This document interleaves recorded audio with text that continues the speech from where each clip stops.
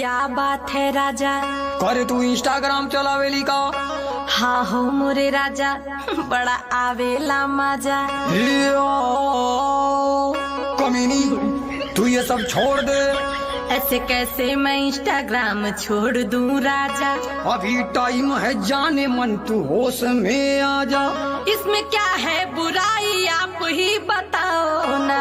देखो पूरे गांव में मेरी नाक तुम कटावो ना। अरे राजा जी इसमें पैसा बहुत मिलता है। तेरी वीडियो से कितनों का नियत बिगड़ता है। जो जैसा सोच